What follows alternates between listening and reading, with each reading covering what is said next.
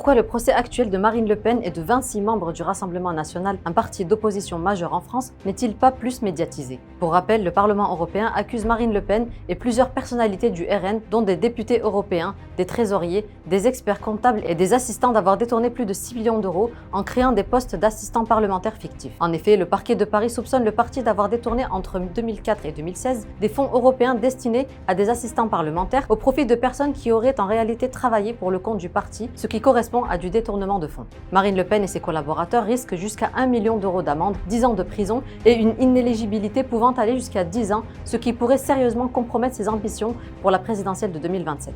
Lors de l'audience de fixation en mars dernier, l'avocat de Marine Le Pen avait indiqué qu'elle ne pourrait pas assister aux audiences et qu'elle ne peut plus se déplacer et ses facultés sont considérablement altérées. Mais revenons-en à notre question. Le RN est-il devenu si légitime en France que ce procès, pourtant très significatif pour la vie politique française, ne fait pas plus de bruit? Le procès qui a commencé en septembre et se poursuit jusqu'en novembre reste en effet peu couvert par les grands médias. Doit-on y voir une volonté des médias de minimiser l'affaire?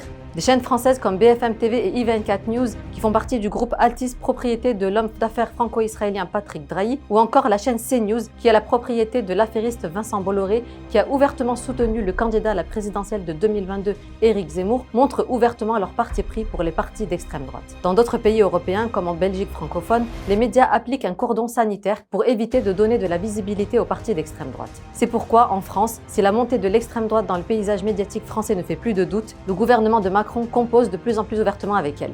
Bien qu'a priori Macron devait nommer un nouveau Premier ministre du parti qui a remporté les élections législatives de l'été dernier, soit le nouveau Front populaire de gauche, c'est Michel Barnier, homme politique de droite, qui doit sa promotion à l'engagement qu'a pris le Rassemblement national de ne pas le censurer. C'est surtout la série de crises économiques et sociales sous sa présidence qui a creusé les inégalités que le RN a instrumentalisées au moyen d'un cadrage idéologique désignant l'immigration et l'islam comme cause initiale de tous les maux en France. Aujourd'hui, le rapprochement entre Emmanuel Macron et le RN n'est plus un secret.